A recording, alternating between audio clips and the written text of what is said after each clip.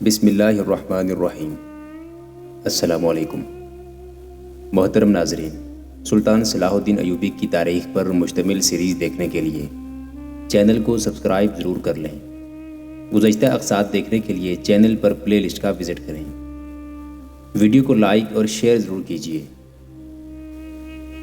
حطین میں سلطان صلاح الدین ایوبی نے جو فتح حاصل کی تھی وہ معمولی نوعیت کی نہیں تھی۔ 7 صلیبی حکمران متحد ہو کر سلطان ایوبی کی جنگی قوت کو ہمیشہ کے لیے ختم کرنے اور اس کے بعد مدینہ منورہ اور مکہ معظمہ پر قبضہ کرنے آئے تھے، لیکن وہ اپنی جنگی قوت کا یہ حشر کر بیٹھے جیسے صحرا کا ٹیلا آندھی سے ریت کے ذروں کی صورت میں صحرا میں بکھر جاتا ہے۔ 4 مشہور اور طاقتور حکمران جنگی قیدی بنے، جن میں یروشلم بیت المقدس کا حکمران گائی آف لوزینان قابل ذکر ہے۔ صلیبی فوج کا مورال ٹوٹ گیا اور سلطان ایوبی کی فوج کا مورال بلند ہو گیا۔ جنگ ختم ہو چکی تھی، چھاپا ماروں کی جنگ جاری تھی۔ وہ بھاگنے والے صلیبی سپاہیوں کو پکڑ رہے تھے۔ صلیبیوں کے حوصلے اس حد تک پست ہو چکے تھے کہ قاضی بہاؤالدین شداد کے الفاظ میں ایک شخص نے، جس کے متعلق مجھے یقین ہے کہ سچ بولتا ہے، مجھے بتایا کہ اس نے اپنی فوج کے سپاہی کو دیکھا جو 30 صلیبی سپاہیوں کو خیمے کی ایک ہی رسی سے باندھے ہوئے لا رہا تھا۔ ایسے مناظر تو کئی ایک دیکھنے میں آئے کہ ایک مسلمان سپاہی کئی صلیبی سپاہیوں کو نہتہ کر کے ہانک کر لا رہا ہے۔ بعض یورپی مورخوں نے صلیبیوں کی اس شکست کے اسی قسم کے واقعات لکھے ہیں اور سلطان صلاح الدین ایوبی کی جنگی اہلیت کو خراج تحسین پیش کیا ہے۔ بحیرہ روم کے ساحل پر اسرائیل کے شمال میں اکرا ایک مشہور شہر تھا، جسے بعض نے اکا بھی لکھا ہے۔ اس شہر کی شہرت کی وجہ یہ ہے کہ وہاں صلیبی اعظم کا محافظ پادری رہتا تھا۔ پچھلی قسط میں سنایا جا چکا ہے کہ وہ صلیب اکرا کے بڑے گرجے میں رکھی تھی، جس کے متعلق عیسائیوں کا عقیدہ تھا کہ حضرت عیسیٰ علیہ السلام کو اسی پر مصلوب کیا گیا تھا۔ اسے صلیب الصلبوت کہتے تھے۔ سلطان ایوبی کے خلاف لڑنے والے، بلکہ دنیائے عرب پر قبضہ کرنے کے لیے لڑنے والے عیسائی اسی صلیب پر حلف اٹھاتے تھے، اس لیے انہیں صلیبی کہا گیا تھا۔ حلف اٹھانے والے ہر صلیبی کے گلے میں لکڑی کی چھوٹی سی صلیب تعویذ کی طرح ڈال دی جاتی تھی، لہذا جتنے صلیبی فوجی جنگ میں گرتے تھے اتنی ہی صلیبیں گرتی تھیں۔ علامہ اقبال رحمۃ اللہ علیہ نے اس کو فصل صلیبی کہا ہے۔ حطین اور اس کے گرد و نواح کے میل ہا میل علاقے میں اور اس سے بھی دور دور جہاں جہاں جنگ لڑی گئی تھی، صلیبیوں کی لاشیں بکھری ہوئی تھیں۔ مرنے والے تڑپ تڑپ کر مرے تھے، معمولی طور پر زخمی ہونے والے بھی مر گئے تھے، جس کی وجہ زخم نہیں پیاس تھی۔ آہن پوش نائٹوں کے لیے زرہ بختر تنور بن گئی اور ان کی موت کا باعث بنی تھی۔ زخمیوں کو پانی پلانے والا کوئی نہ تھا، نہ کوئی ان کی مرہم پٹی کرنے والا تھا۔ ان میں مسلمان زخمی اور شہید بھی تھے۔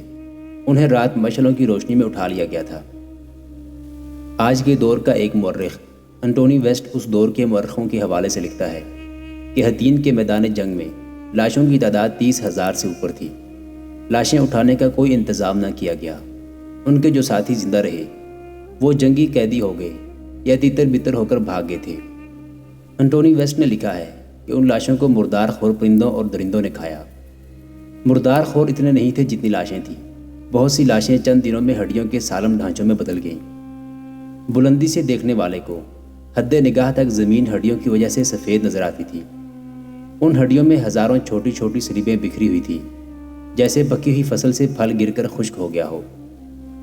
سلطان صلاح الدین ایوبی نے یہ فصل کاٹ ڈالی تھی۔ اسے اس علاقے کو لاشوں سے صاف کرنے کی ضرورت نہیں تھی، کیونکہ اسے وہاں رکنا نہیں تھا۔ اس کی منزل بیت المقدس تھی، لیکن وہ باتیں اکرا کی کر رہا تھا۔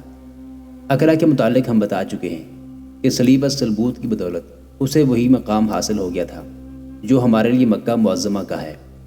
تمام صلیبی حکمران اکرا جا کر صلیب کے محافظ اعظم سے دعا لیتے اور صلیب اعظم کو چوم کر میدان جنگ میں جاتے تھے، لیکن اب یہ صلیب سلطان صلاح الدین ایوبی کے خیمے کے باہر پڑی تھی۔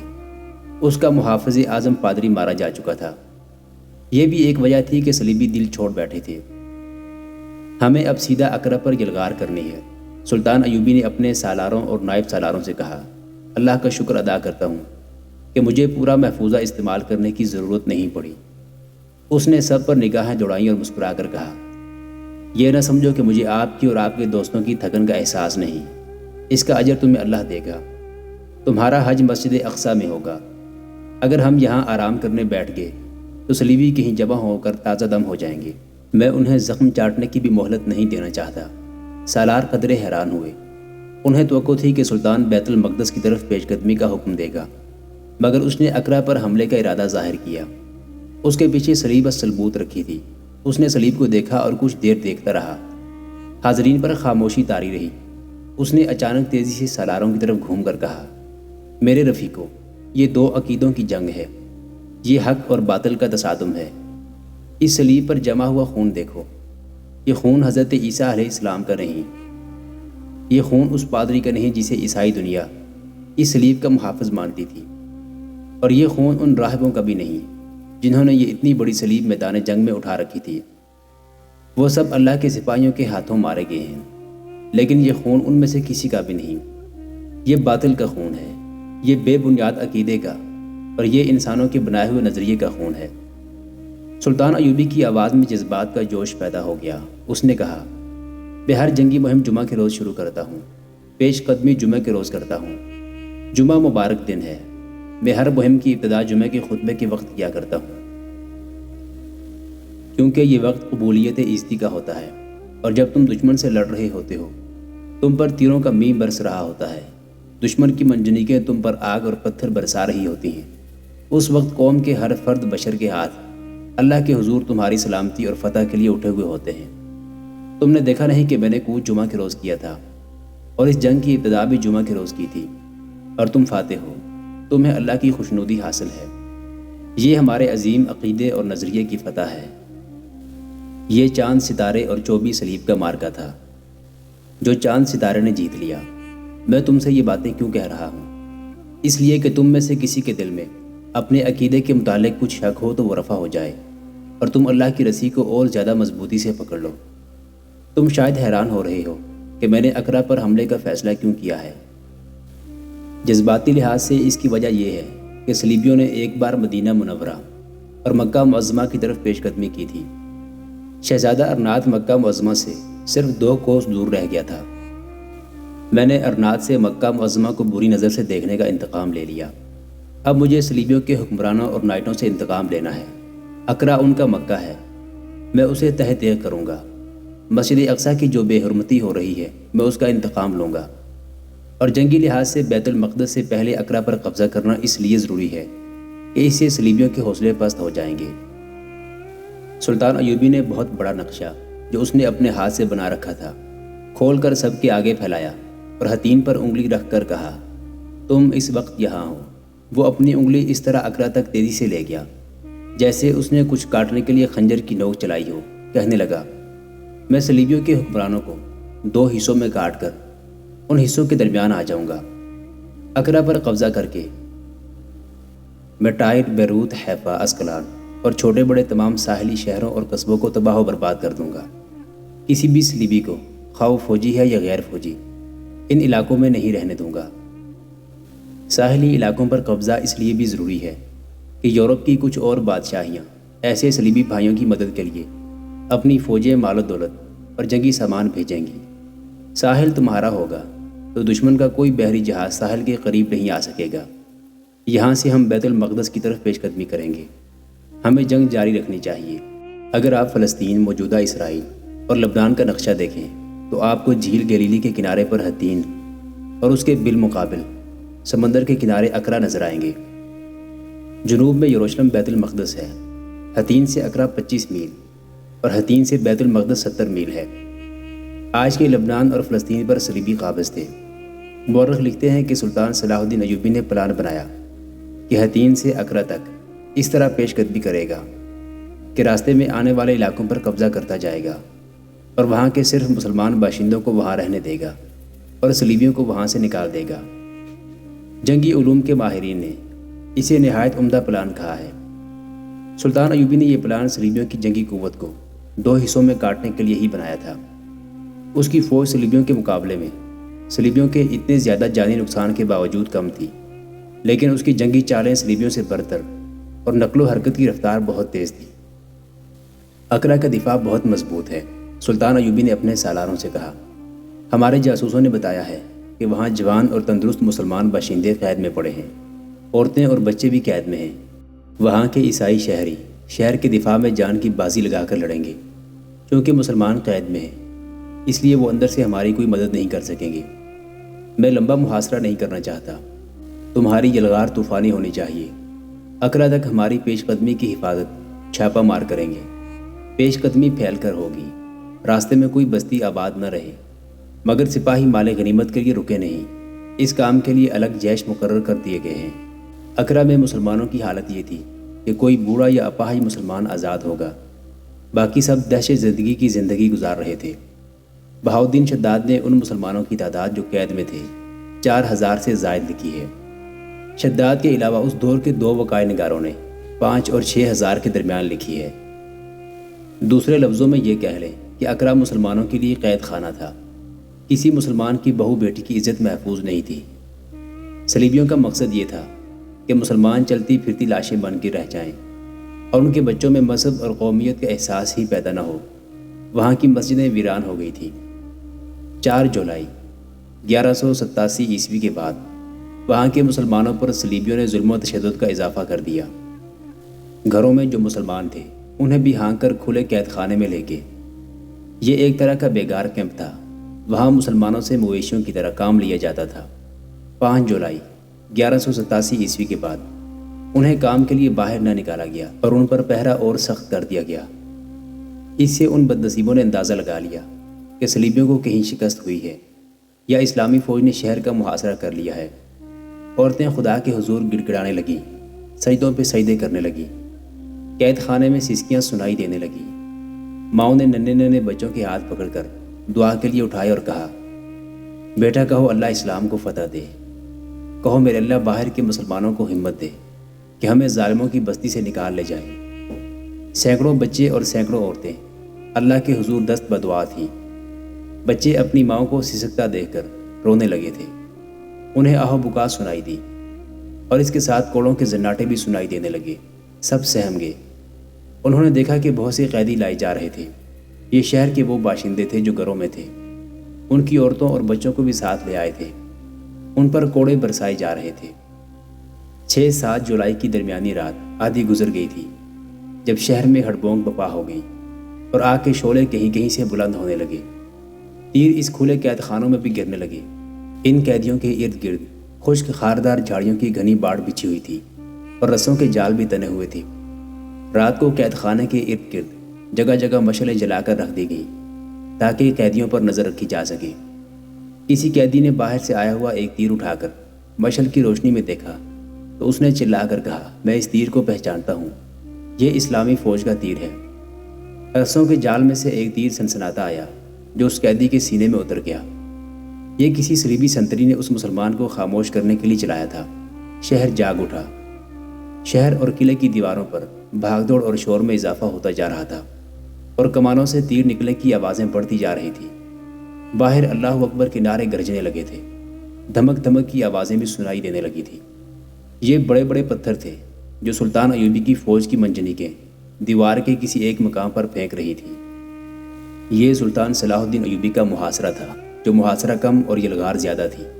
شہر میں آگ پھینکنے والی منجنیقوں کے علاوہ دروازوں اور دیوار پر وزنی پتھر پھینکنے والی بڑی منجنیقیں بھی استعمال کی جا رہی تھیں۔ بلند مچانیں ساتھ لائی گئی تھیں۔ ہر ایک مچان میں 10 اور 20 تک سپاہی کھڑے ہو سکتے تھے۔ ان کے نیچے پہیے تھے، انہیں گھوڑے یا اونٹ کھینچتے تھے۔ یہ متحرک مچانیں دیوار تک لے جائی جاتی تھی، مگر صلیبی شہر کے دفاع میں بے جگری سے لڑ رہے تھے۔ شہری بھی اپنی فوج کے دوش بدوش لڑ رہے تھے۔ وہ سلطان ایوبی کی متحرک مچانوں پر تیروں کی بوچھاڑیں مار کر مسلمان سپاہیوں کو ختم کر دیتے تھے۔ بعض مچانیں جو دیوار کے قریب چلی گئی تھیں، ان پر صلیبیوں نے جلتی ہوئی مشعلیں پھینکی اور آتش گیر سیال کی ہانڈیاں پھینک کر انہیں جلا ڈالا۔ اندر قیدی کیمپ میں اب یہ کیفیت تھی کہ ہزارہا قیدی ایک ہی آواز میں لا الہ الا اللہ کا بلند ورد کر رہے تھے۔ عورتوں نے جھولیاں پھیلا رکھی تھی اور بہتے آنسوؤں سے مردوں کے ساتھ آواز ملا کر کلمہ شریف کا ورد کر رہی تھی۔ پھر کسی نے بلند آواز سے کہا، نصر من اللہ و فتح قریب۔ فوراً ہی تمام مردوں، عورتوں اور بچوں کی آوازیں ایک آواز بن گئی جو جنگ کے شور و غل سے زیادہ بلند تھی اور سارے شہر میں سنائی دے رہی تھی۔ 2-3 संतरी अंदर आ गए। वो कैदियों को खामोश कराने की कोशिश करने लगे। 3-4 जोशीले जवान उठे और संतरियों पर टूट पड़े। फाटक खुला था। बाकी कैदी बाहर को दौड़े, मगर तीरों की बौछार ने आगे वालों को गिरा दिया। फिर घोड़े सर पर दौड़ते आए। सवारों के हाथों में बर्छियां थीं। कैदी अंदर को भागे और जो पीछे रह गए थे वो सवारों की बर्छियों से शहीद हो गए। फरार कामयाब न हो सका। औरतें और बच्चे अल्लाह के हुजूर सजदे करने लगे और फिर सब एक ही आवाज़ में कलाम पाक का विर्द करने लगे। रात भर सुल्तान अयूबी के जांबाज जैश दीवार तक पहुंचने और शगाफ डालने या सुरंग खोदने के लिए आगे बढ़ते रहे और ऊपर से सलीबी उन पर तीर, पत्थर और आग फेंकते रहे। सुल्तान अयूबी बेदरे कुर्बानी दे रहा था। शहर की दीवार के एक मकाम पर बड़ी मंजनीकों से वजनी पत्थर मारे जा रहे थे। सुबह तुलू हुई तो दीवार पर हर तरफ अकरा के शहरी और फौजी मक्खियों की तरह नजर आ रहे थे। वो तीर बरसा रहे थे। ये भी नजर आया कि दीवार एक जगह से फट रही थी। सुल्तान अयूबी घोड़े पर सवार जरा पीछे खड़ा देख रहा था। उसने हुक्म दिया कि जहां से दीवार फट रही है उसके ऊपर दाएं और बाएं से दुश्मन पर तीरों का मी बरसा दो। उसने दूसरी तरफ से भी तीरंदाज बुलाकर इसी मकाम पर मरकूज कर दिए। उसने सुरंगें खोदने वाले जैश से कहा कि दौड़कर दीवार तक पहुंचे। जांबाजों का जैश पहुंच गया। दीवार के ऊपर इतने ज्यादा और इतने तेज तीर बरसाए जा रहे थे कि ऊपर वालों के लिए सर उठाना महाल हो गया। जांबाजों ने दीवार में इतने शगाफ डाल लिया जिसमें से 2 आदमी बैक वक्त गुजर सकते थे। सिपाहियों में इस कदर जोशो खरोश था कि वो हुक्म के बगैर शगाफ की तरफ उठ दौड़े और एक दूसरे के पीछे अंदर चले गए। सलीबियों ने दीवार के ऊपर से नीचे आते इतना वक्त लगा दिया कि बहुत से मुसलमान सिपाही अंदर चले गए। सलीबियों ने बेजिगरी से मुकाबला किया, मगर उन मुसलमान औरतों और मासूम बच्चों की दुआएं जो अंदर कैद में पड़े कुफार का जुल्म सितम सह रहे थे अर्श तक पहुंच चुकी थी। सुल्तान अयूबी की दरअसल क़ुव्वत तो ये थी।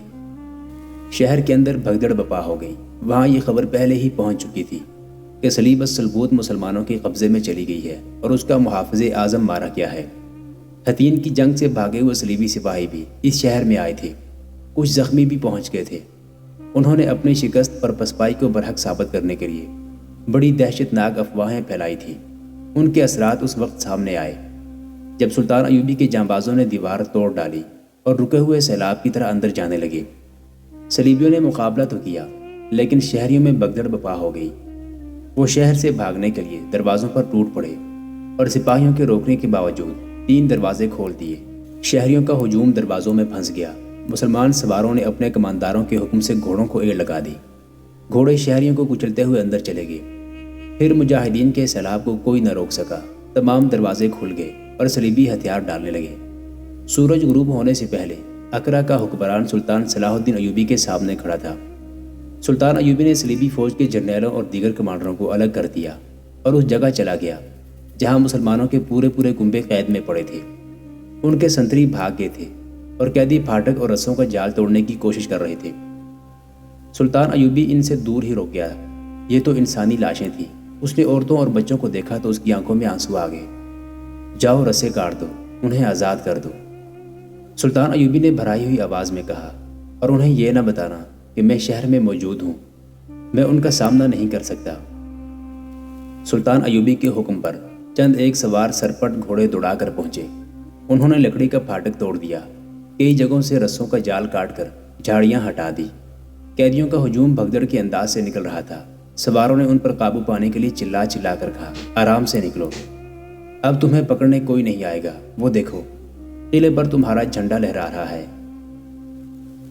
इन्होंने हमारे गुनाहों की सजा भुगती है। सुल्तान अयूबी ने अपने पास खड़े एक सालार से कहा, ये गद्दारों के गुनाह थे जिनकी सजा इन मासूमों को मिली। अपने दीन के दुश्मनों को दोस्त समझने वालों ने यह कभी नहीं सोचा कि कौम का क्या हश्र होगा। अगर मेरा रास्ता तख्तो ताज के शैदाई और गद्दार न रोक लेते तो हमारे इन हज़ारों बच्चों और बेटियों की ये हालत न होती। हज़रत ईसा अलैहिस्सलाम ने मोहब्बत और अमन का सबक दिया था, लेकिन सलीब के पुजारियों में मुसलमानों के खिलाफ इतनी नफरत भरी हुई है कि वो अपने पैगंबर के फरमान की भी परवाह नहीं करते।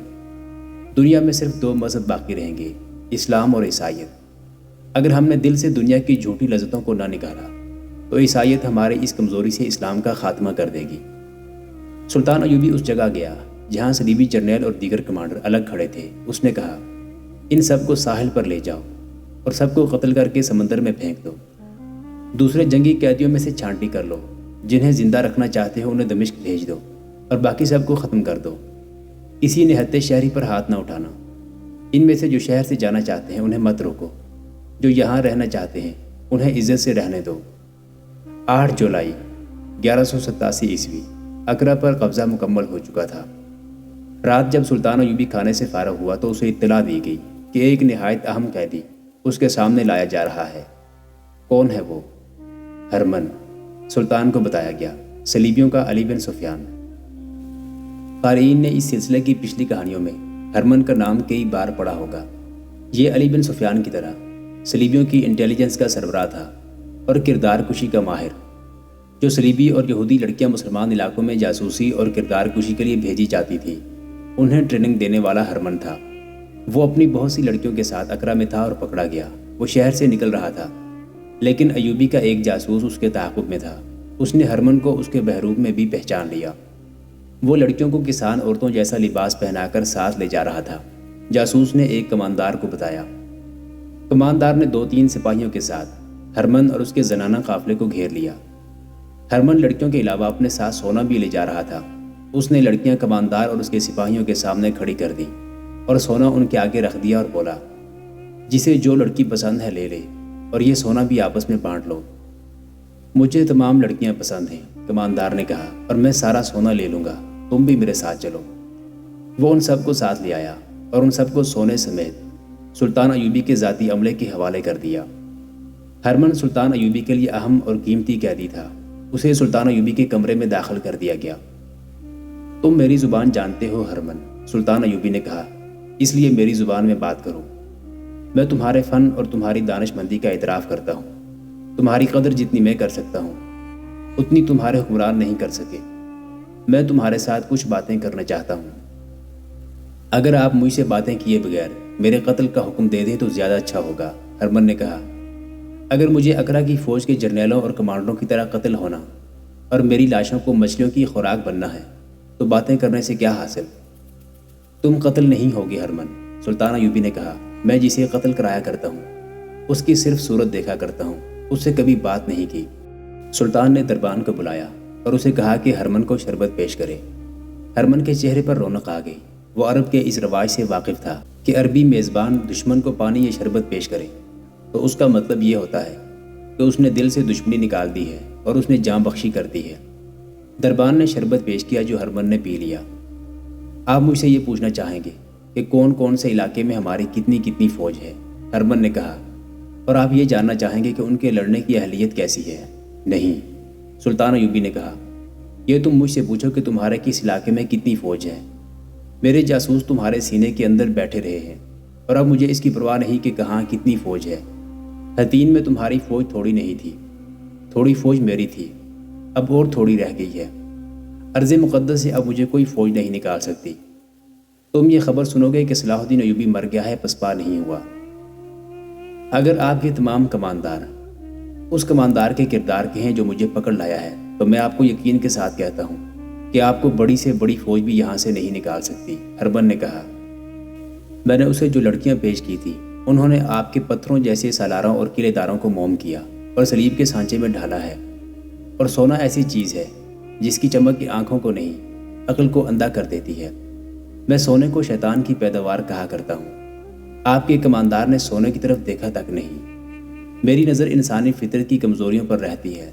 لذت اور ذہنی عیاشی ایمان کو کھا جاتی ہے۔ میں نے آپ کے خلاف یہی ہتھیار استعمال کیا ہے۔ جب یہ کمزوریاں کسی جرنیل میں پیدا ہو جاتی ہیں یا پیدا کر دی جاتی ہیں تو شکست اس کے ماتھے پر لکھ دی جاتی ہے۔ میں نے آپ کے ہاں جتنے غدار پیدا کیے ہیں ان میں پہلے یہی کمزوریاں پیدا کی تھی۔ حکومت کرنے کا نشہ انسانوں کو لے ڈوبتا ہے۔ میری فوج کے کردار کے متعلق تمہاری کیا رائے ہے؟ سلطان ایوبی نے پوچھا۔ اگر آپ کی فوج کا کردار ویسا ہی ہوتا جیسا میں بنانے کی کوشش کر رہا تھا تو آج آپ کی فوج یہاں نہ ہوتی، ہرمن نے کہا۔ اگر آپ بد کردار حکمرانوں، امیروں، وزیروں اور سالاروں کو ختم نہ کر چکے ہوتے تو وہ آپ کو کبھی کے ہماری قید میں ڈال چکے ہوتے۔